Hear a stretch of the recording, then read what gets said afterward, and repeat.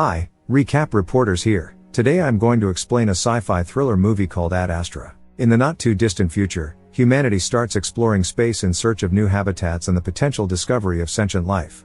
This leads to the establishment of colonies on Mars and the Moon. Since he was a little child, Major Roy has wanted to be an astronaut. He is currently undergoing a psychological evaluation in order to accept his next mission. He assures the physicians that he is alright and maintains a great poker face, but because his profession consumes the majority of his time, he is unable to avoid thinking about the fact that his wife Eve has left him. The goal of today's expedition is to install a robotic arm at one of the numerous space antennas used by Earth. Roy climbs an exceedingly high ladder without fear, but things quickly turn unpleasant when a strange light starts blinking.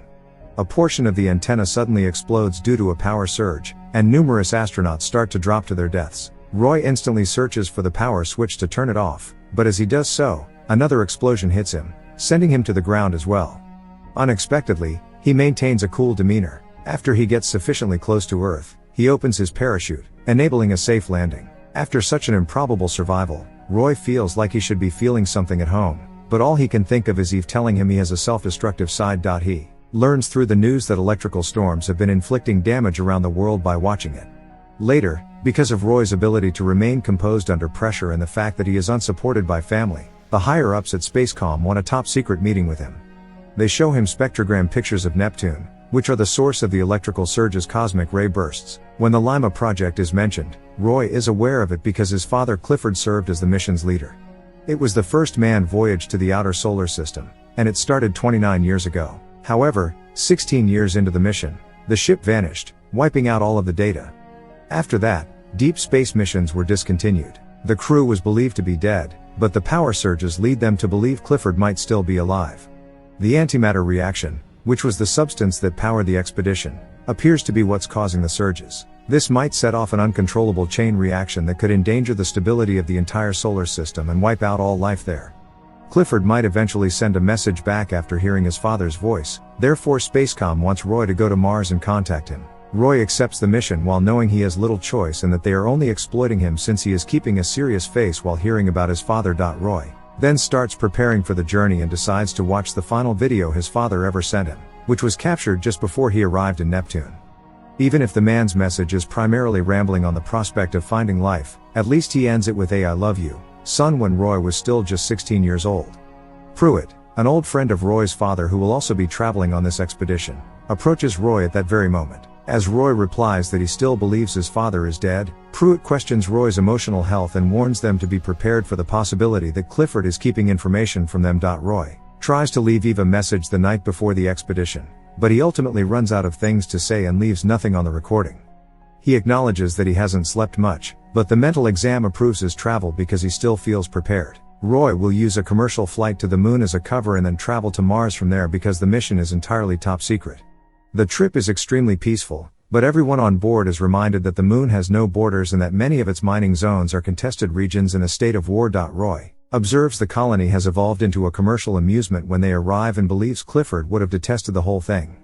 Pruitt explains that no one at the Spacecom base is aware of Roy and Pruitt's objective as they travel there via train. They'll have armed guards to defend them because the launch pad is on the opposite side of the line of no return. When Roy inquires as to when Pruitt last spoke to his father, Pruitt admits that there had been a confrontation because Clifford had referred to Pruitt as a traitor since he had considered resigning.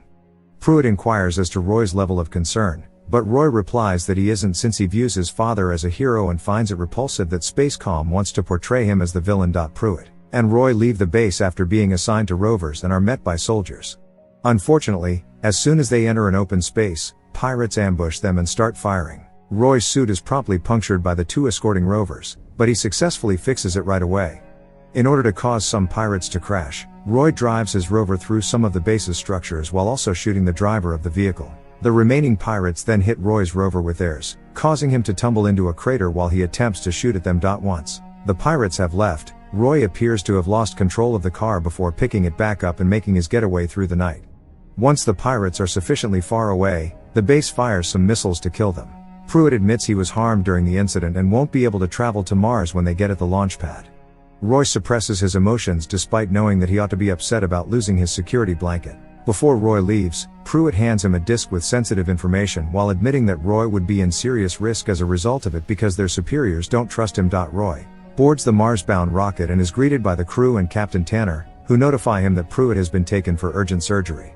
19 days will pass during this journey, and no one on board is aware of Roy's true purpose. Although mood stabilizers are provided, Roy chooses to remain hidden in his suit. When he has some time to himself, he checks Pruitt's disk, which reveals that Spacecom received an SOS signal from the Lima project team indicating that Clifford purposefully turned off all external communications. In order to stop the surges, they must destroy the Lima project and Clifford himself if the mission is unsuccessful in getting in touch with Clifford. Clifford had promised Roy that they could work together eventually, but that never materialized, so Roy wonders what had happened to his dad and whether he really lost control. Later, they get an emergency call from a space station, and Tanner is compelled to assist them because procedure demands it. Roy tries to focus on his own task, but his objections are disregarded. Roy offers to accompany Tanner to the command module because the co-pilot is afraid, where they separate to cover more ground. As Tanner and Roy are together again, Tanner is floating and trembling, and Roy notices some scrapes on the walls. Roy notices a baboon eating on Tanner as he gets closer. As soon as it notices Roy, the beast attacks, but Roy beats it off and tases it to make it retreat. In response to the appearance of a second baboon, Roy grabs Tanner and leads him into another room before shutting the door hatch. With the help of some duct tape, Roy attempts to seal Tanner's helmet, but he soon needs to go back to the door to keep it shut while the baboon tries to open it. The baboons explode when he locates the compression hatch and releases it. Roy returns Tanner to their ship a short while later. Despite the best efforts of the medical staff, Tanner is unable to live, and his corpse is sent into space. Once everyone has fallen asleep, Roy gets a second mental health evaluation and says Tanner passed away emotionless. Roy acknowledges that he can identify with the baboon's fury when the computer voice requests more information, explaining that he has always been angry because his father left.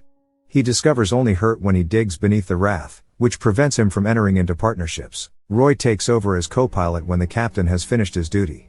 As they finally arrive to Mars, they have a power spike, forcing them to land manually rather than automatically. The pilot is too terrified to respond, so Roy takes over and lands the ship by himself while making a promise to his buddy that he won't report him to Spacecom. Roy meets Helen, the director, when the group arrives at the Ursa research station. She is only allowed to accompany him to the facility where the other workers are secretly working because she is unaware of the covert mission. A very chilly pre-written statement that assures Clifford that they are here to help and that they need any information he may have is delivered to Roy to read.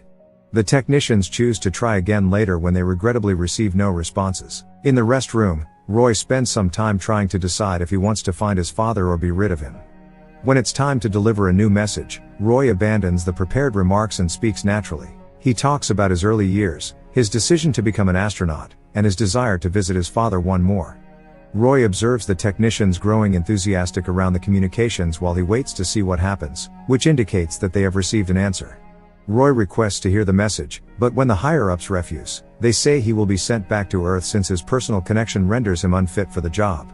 Roy sees a crew getting ready to leave as he is leaving, but they disregard his inquiries. They conducted another psychological examination on Roy before leaving for Earth.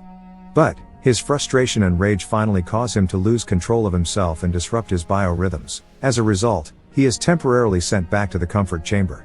Helen visits Roy later to obtain some clarification. Roy first tries to keep the information a secret, but Helen persuades him otherwise by revealing that she was born on Mars and that her parents perished during the Lima project. She was forced to construct a rocket with nuclear weapons that is set to depart for Neptune, and she wants to know why. Helen answers by sharing a video they recently got after Roy shares what little information he does have with her. Clifford is actually still alive, as evidenced by the screaming that can be heard behind him on the recording. According to Clifford, he had no choice but to execute everyone because his team had begun to refuse to participate in the mission because they wanted to return home. To cover it all, Spacecom elevated Clifford to the status of a public hero. Helen slips Roy out of the base in a rover and drops him beside a sewer entrance so he can access the rocket covertly because Roy wants to confront his father. Roy emerges from the murky water after a short while and makes it to the launch pad just in time to board the rocket. Roy tries to convince the crew that he is not a threat after they immediately notice his presence, but the base issues orders for his neutralization. While the rocket accelerates, two astronauts attempt to pursue him, but one of them is killed when she is sent flying into a wall by the Force. Roy is being fought by the second astronaut, and the captain attempts to shoot Roy but misses and instead strikes the oxygen tanks. Roy tries to aid the captain by covering him with a mask as the air becomes poisonous, but it's too late, both astronauts have passed away. The corpses are discharged from the rocket, and Roy sends a final message to the base reassuring it that he will complete the task before cutting off all communications. Roy will have to spend the entire trip, which will take 79 days, alone with his remorse. His stomach is immediately connected to a feeding tube, and electrodes are placed all over his body to activate his muscles. Roy attempts to keep himself occupied by thinking about his father and Eve. He views tapes of times his dad was still rational and upbeat, but he also makes the error of seeing Eve's final message, in which she admitted she felt as though she didn't know him because he was always gone. Roy's mood plummets as a result of all these clips, and he continues to dream about his past, his parents, his mother, and Eve. Roy sometimes used hope he could be solo, but boredom aboard the ship is destroying his sanity, and he realizes how many folks he's let down and how greedy he's been all these years. Roy is on the verge of breaking down by the time he finally approaches Neptune, but he gathers himself for the mission. He boards a shuttle to travel to the Lima station, but an unexpected power surge hits him, and the shuttle starts to malfunction. Roy makes unsuccessful attempts to dock and makes little progress in getting in touch with his father. He must exit the pod and perform a spacewalk into the Lima station.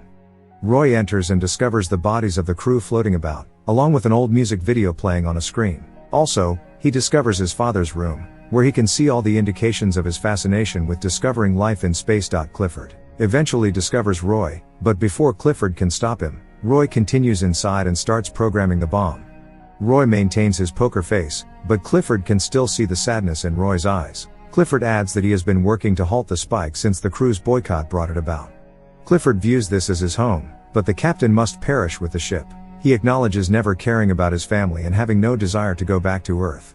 Clifford reluctantly accepts Roy's offer to hold his hands and reassure him that he still loves him. Clifford expresses his pride in his son for coming all the way here as Roy assists his father in donning his suit. He also questions whether they could have built a better team, because his team examined the data and quickly gave up when they discovered no signs of life. Roy argues that despite their knowledge of their limitations, this is not a failure. They leave the station and set the bomb to go off in 3 hours, but as soon as they are outside, Clifford tries to launch himself into space. Clifford begs for independence, so Roy grants him this final desire rather than letting go of their anchoring line. The rope is released, and Roy at last allows himself to experience a breakdown as Clifford floats off into the distance.